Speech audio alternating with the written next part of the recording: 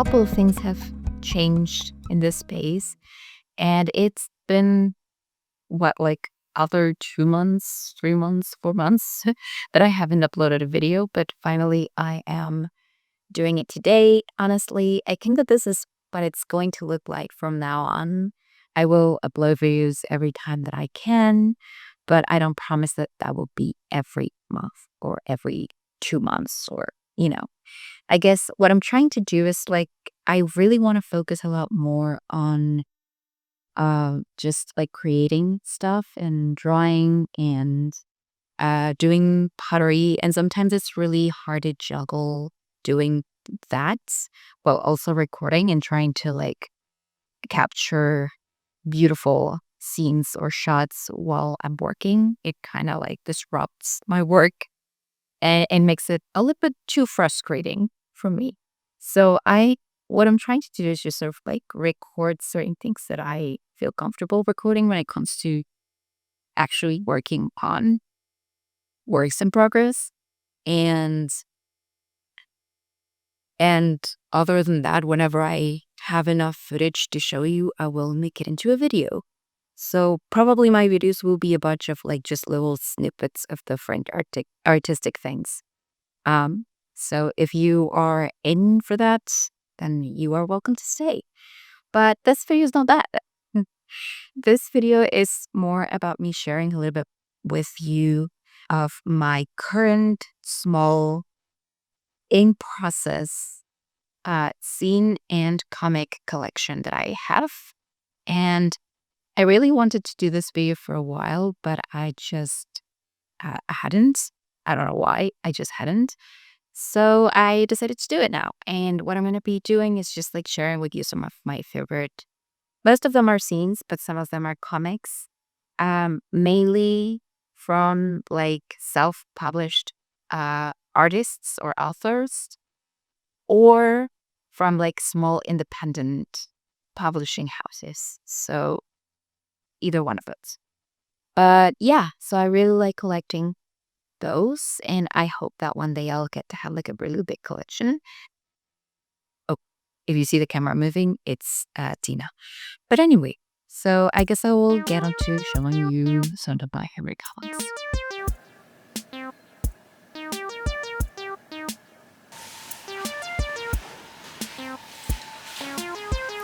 Okay. Let's just ignore the fact that I changed my outfit and everything because it's another day and I had to stop recording because they decided to use a lawnmower. Is that the correct word for it? I think it is.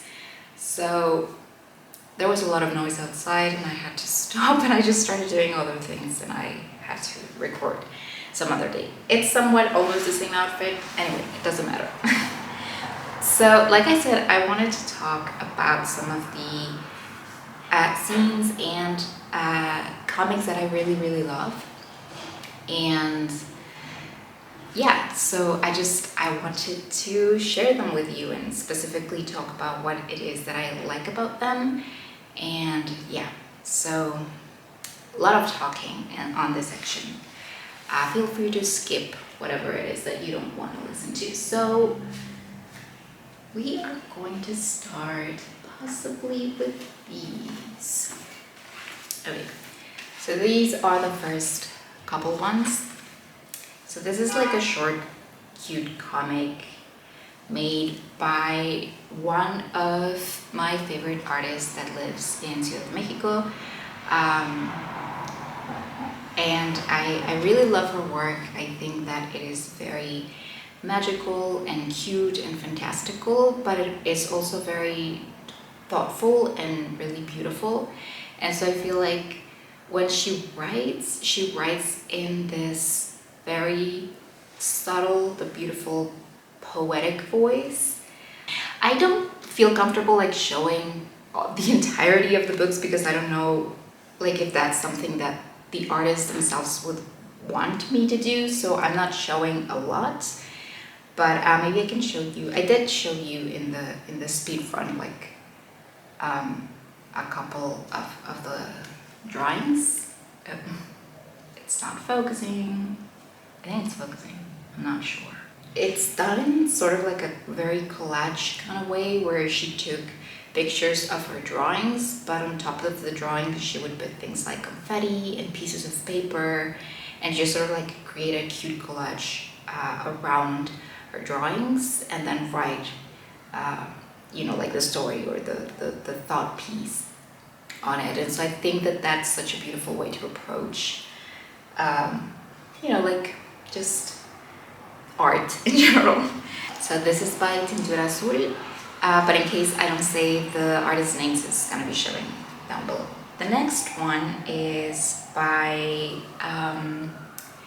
Camilo. Camilo was the first barista that we had in Triste Tigre, so he's also a friend, and he also loved like drawing and writing.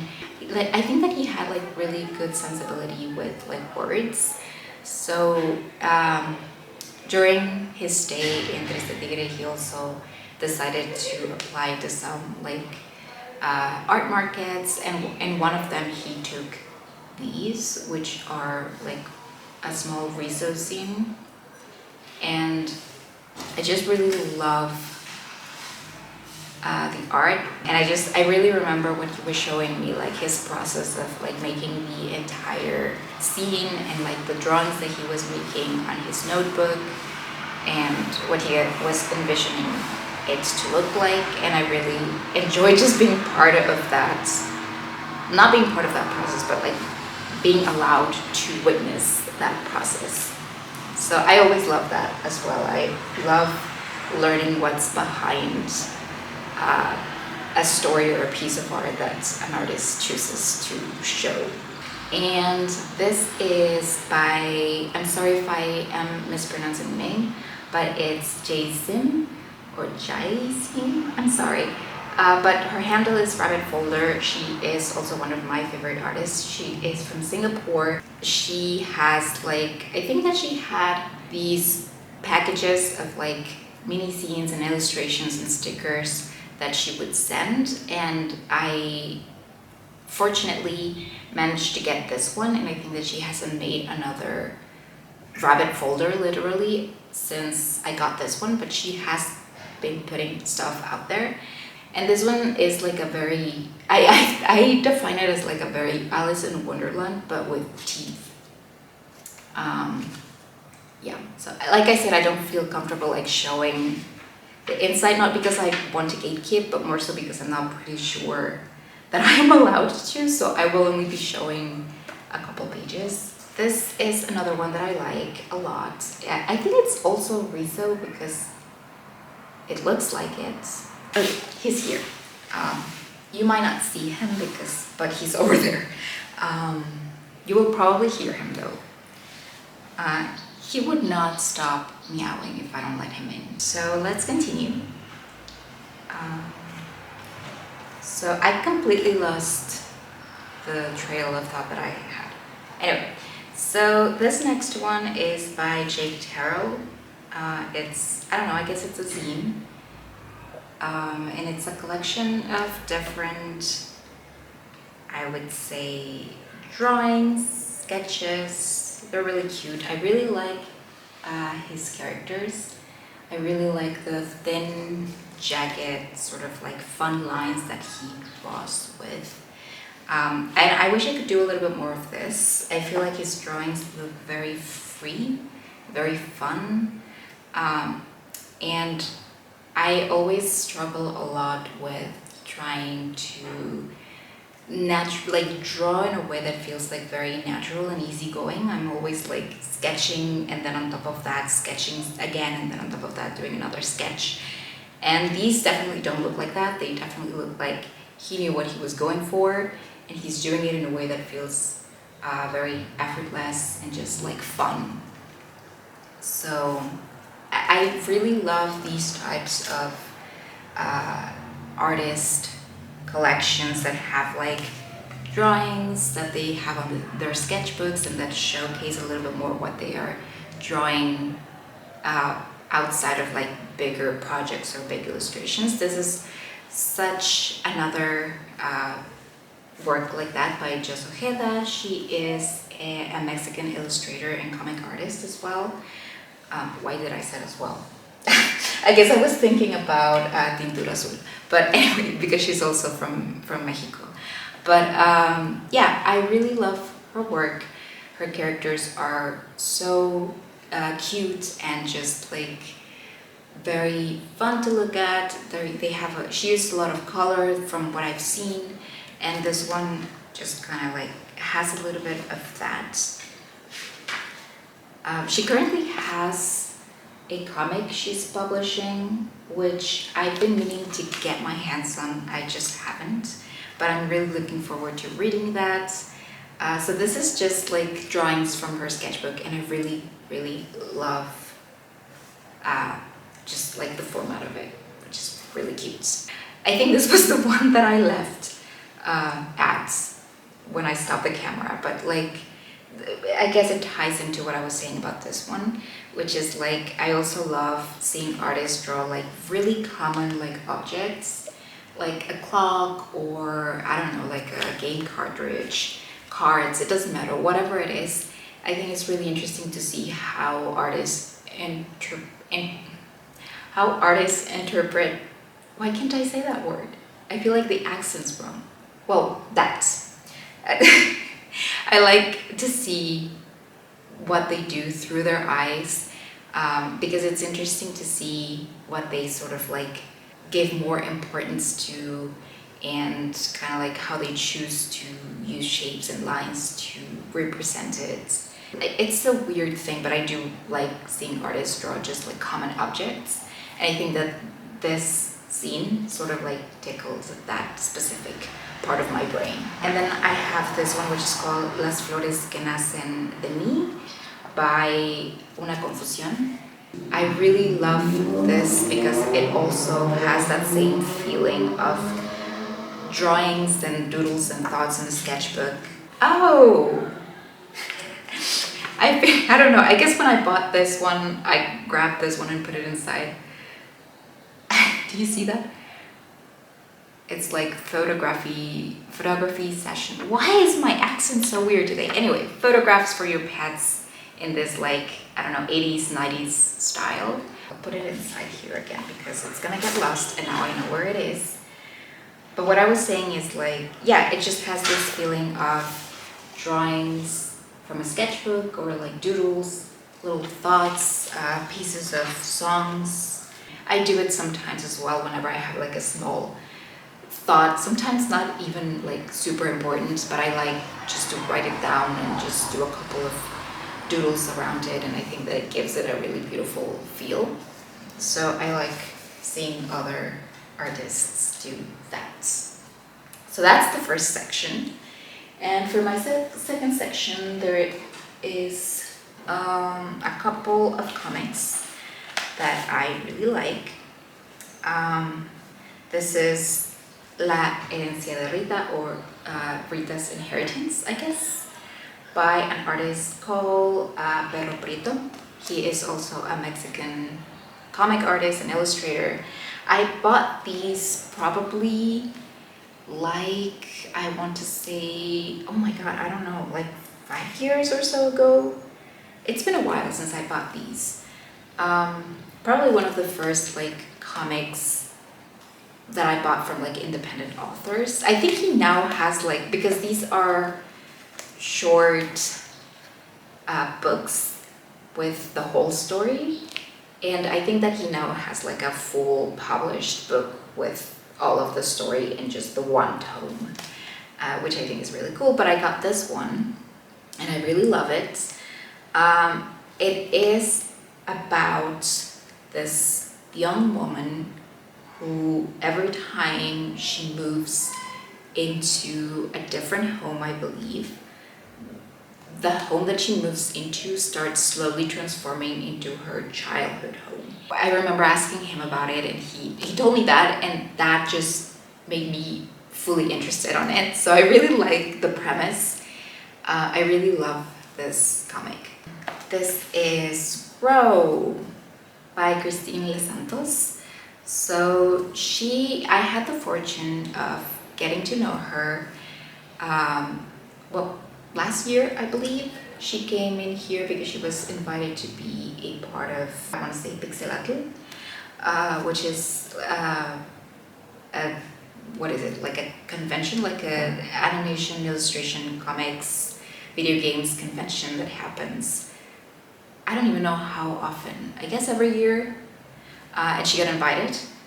And yeah, we just sort of like, well, she wrote me and we met, and it was really cool, just like exchanging creative thoughts with her and with Pris, her wife. They were both really, really nice, really kind. But yeah, so she sent this one to me, and I really love it, and it's very special to me because we actually were talking about like our future projects when we met, and she mentioned this one. She said that she wanted to make a comic in the format of like a CD, and so each comic was meant to be like a song on the CD. And I really love that concept. We were talking about how it's super cool to create projects that have like a whole concept around them. And yeah, so I'm really happy that she made it. They're really short comics on her personal experiences, and I really, really love the format that she decided to use for it. So thank you so much for sending it to me. This other comic by Panelismo. This one is called Futuro or Future. I think this one, oh no.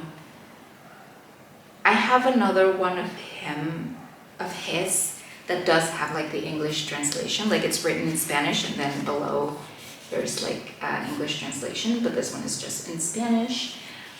This one I really liked because it's I think that all of his work is very personal to him, and it's very profound in a way that's not like overtly, I don't know how to say it, like really difficult to understand. Like he's very approachable, and there is a lot of like, I would say, sadness and sort of like inconformity with the way society currently works on his work, and I think that this reflects that. This is specifically about this character, which is called Javiero, and he's basically an artist that is sort of like struggling with, you know, like trying to keep himself alive in an economy that is not sustaining a lot of us, while still trying to do art, I guess. And so, yeah, that gets to me. But yeah, I really love his work. I think he's very thoughtful and very personal. And I love when artists are able to be personal with their work, which is something that I struggle with. I guess all art in some ways is personal, but there's always, sorry, a hair. But there's always like, I don't know how to say it, like you can create a barrier between how personal you're really getting with your work as an artist and how detached you allow yourself to become from it. And I think like allowing yourself to be very attached to it and to not have that barrier is a very difficult thing to navigate through. And as an artist, I would like to do some work that sometimes does that, but currently I'm still struggling with it. But I hope that I'll be able to do it. Meanwhile, it is really amazing to read works that do that. I also have this other one that is called Mi Casa, or My House. This is by Karina Cervantes. And I think it's Friso too, if I'm not wrong. Very pastel colors, which I think are not gonna show in a whole lot. Let's see if that works. I don't know. I can't see them, so I hope you do. But yeah, so I love their work. I think it's really beautiful. They have like different styles that they approach, and I'm a fan of all of them. I think currently they're not posting as often, but whenever they do, it makes me really happy to see what they have been up to. So I really like this one. It's just like a small uh, I guess, picture book. It does have some text, and I really, it feels really cozy and very comfortable and very soft. So I really enjoy this one. Sorry. Now I think we're done. Well, technically, kind of, we are done with the sort of like self-published zine section of my collection. And now it's more like longer comics by smaller independent publishing houses. My camera is going to turn off. Okay, I'm gonna turn it off for a little while and then we'll get back to this other section. Anyway, let's continue. Damn it, are you kidding me? Okay, I'm done. They keep using the lawnmower. I hope that you guys don't listen to it on the recording, but I've stopped like 5 times, and I'm not kidding, because of it. They stop using it, and as soon as I press record, they start using it again. I'm done. Anyway, I'm never gonna finish this video. The next book that I have that I really love looking at, that is very special to me, is Ikegami Yoriyuki's sort of like art book, I guess. I guess she really doesn't need an introduction. She's pretty well known out there. I really love her work. So magical, so full of color. It's just really beautiful.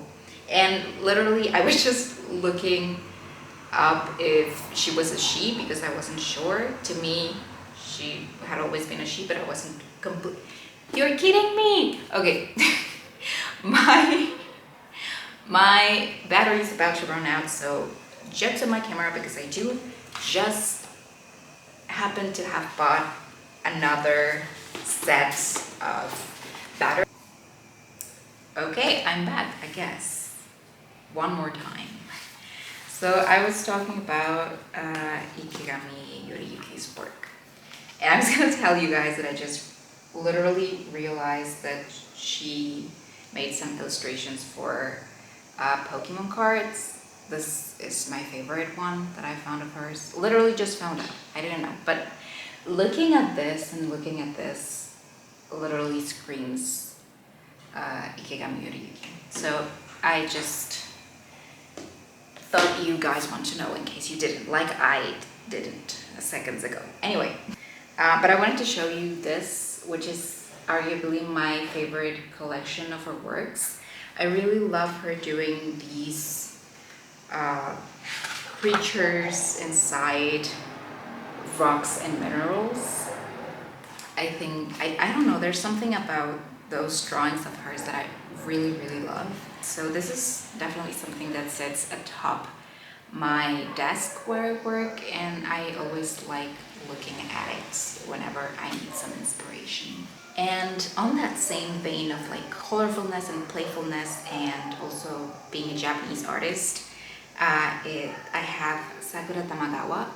She is currently, I've seen her having a lot of like solo exhibitions throughout Tokyo. And I really, really love her work. Her work is so beautiful and playful and colorful. And as soon as I learned that she was going to have like a little book with all of her illustrations from this specific collection, which is called Playground, I decided to get it. So this is, I think she presented on a gallery called, here it is, Ondo Gallery. And I really, really hope that I get to go there soon. I really, like, so it's a gallery that has like several artists featured, and she's one of them. And I just, like, I've been looking through the Instagram of this gallery and I just love it. And they actually recently started sending stuff like this internationally, so that's why I got this one. And I actually got 2 because I wanted one for myself and one for the coffee shop. So there's like a copy that I have in the coffee shop. I just really, really love her work. And I love the way she draws frogs. And this is my favorite illustration of hers, by the way. I wish I had like a big print of this so that I could like put it on a wall in my house. I love looking at it so much. I don't know, there's something about the combination between this very rich red and the green. It's just like really lovely. And the frog playing cards here on the bed. I have this other one by Monica Figueroa. This one I bought at a library. I just really opened it and was instantly in love with the way that she draws.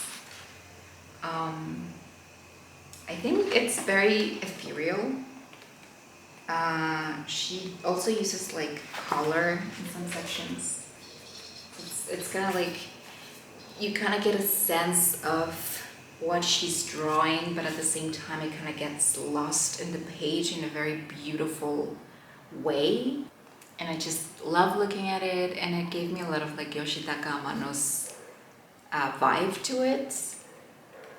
I don't know, I think it's because of the ethereal feel of her art. They have a lot of movement, and I love that.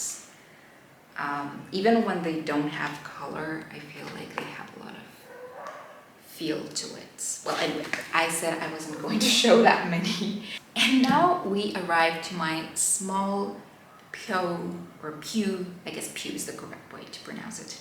My small Pew collection, which I wish I had every single comic that they published because I love all of them. But my 3 favorites, I have them here at least. And the first one, and I think it's the first one that I read from Pew, is by Jean Wei. It's called Heat, and I love it.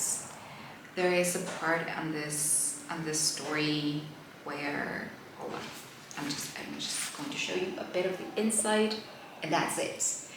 But there is a part that I remember a lot where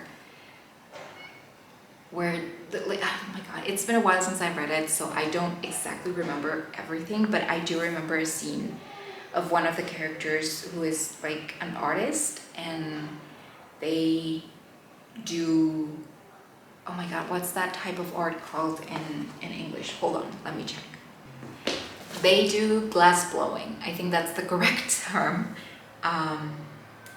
And it's portrayed in such a beautiful way that it just kind of stuck with me. Also because the main character is like related to like fire and sort of like a bit of destruction in there, and the fact that there is something really beautiful to be done with heat, such as glass blowing. I don't know, like I really love that little metaphor that they used.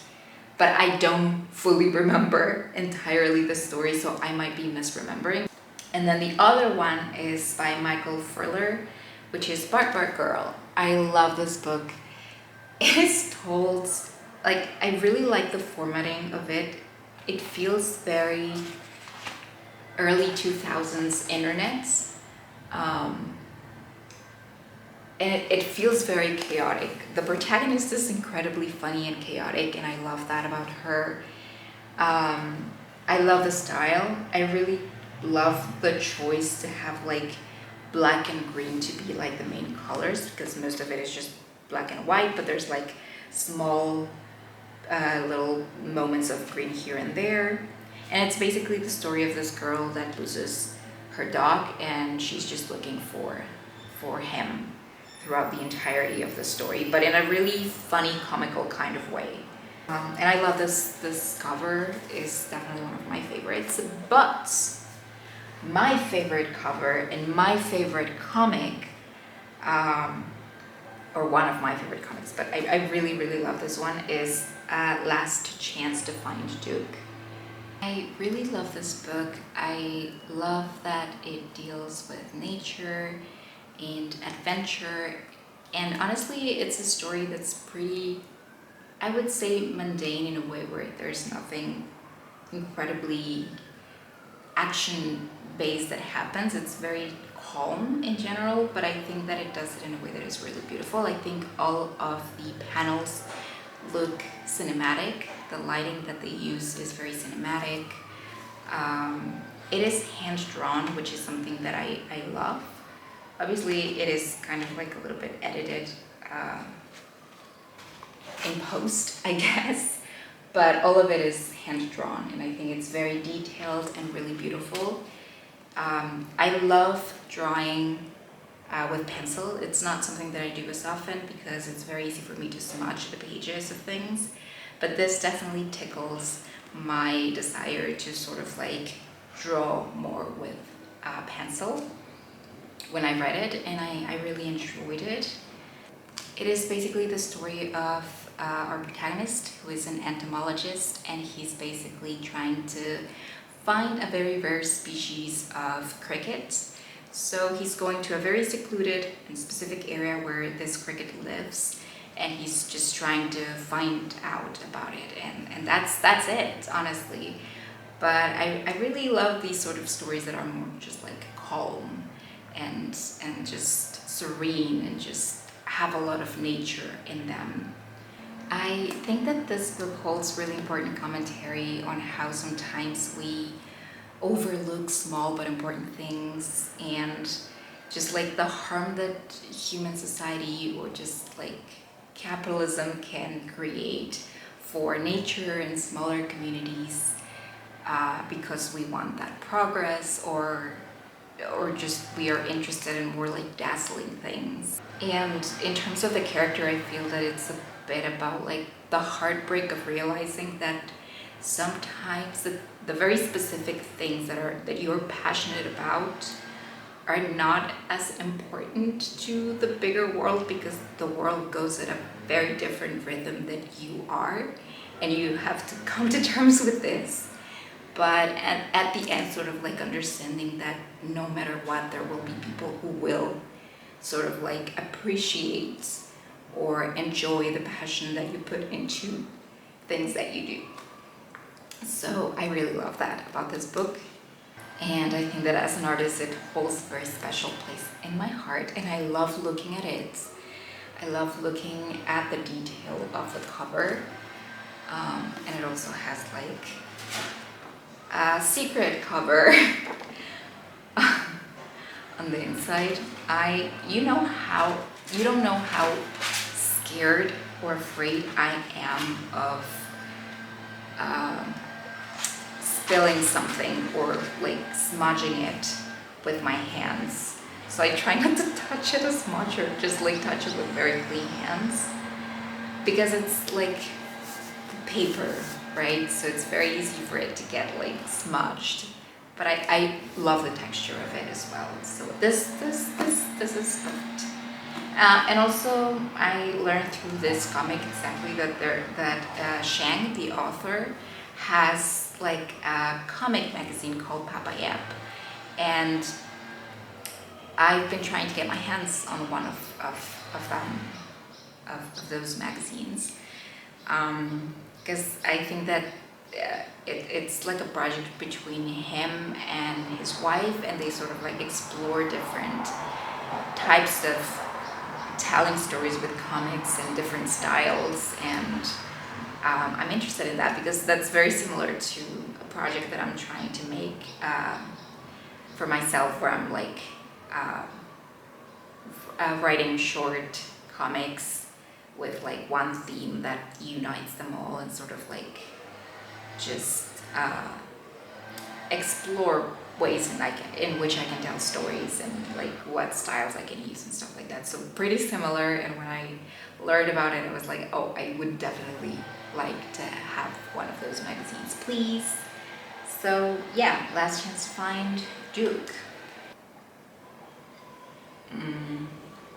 Yeah, so that was my selection of comic books and zines and self-publishing works that I currently have. Like I showed you, I have a lot more, but I think that these have like a very special place in my heart, and I often think about them. Is that strange? I don't know. But I do think about them. I'm just happy to share them with you, and I wanted to do this video for quite some time now because I just wanted to share with you things that make me happy, and these are some of them. And yeah, if you have a chance to read any of these, get your hands on any of these, not only you will be supporting the amazing artists that make this beautiful stuff, but you will also be getting in your hands something really valuable and beautiful to read or to look at or to get inspired by. Yeah, and so I don't know, I don't really think I have anything else to tell you guys. I had been trying to make this video for quite some time, but I just wasn't finding the inspiration or the moment to do so. And then recently I was watching a lot of book reviews on YouTube, and I found this guy who was talking about a fantasy book specifically. And the way he was talking about it was just so passionate, because he collects like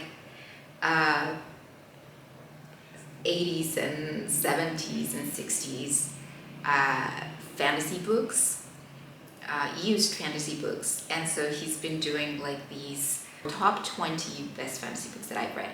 And I don't know, like the way he talks about the books that he's read, and like you can see that he really enjoys them and he really loves them, and he has like a huge collection.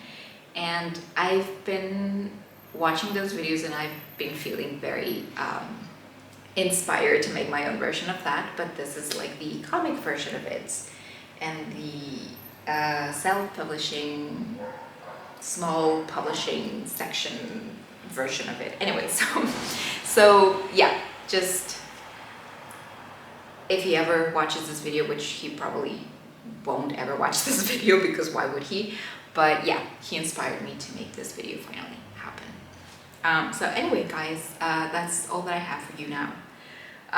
Hopefully one day I will be able to build up my collection of comics and books in general, and I'll be able to continuously talk to you about these new finds that I have, and share them with you and just talk about them. And yeah, I hope that you guys enjoyed this video and me talking about it. I hope that I made some sense. And yeah, so I guess that's it. So I guess I'll be seeing you around in another video that I don't know when I will be uploading. So yeah, see you around. Oh my god.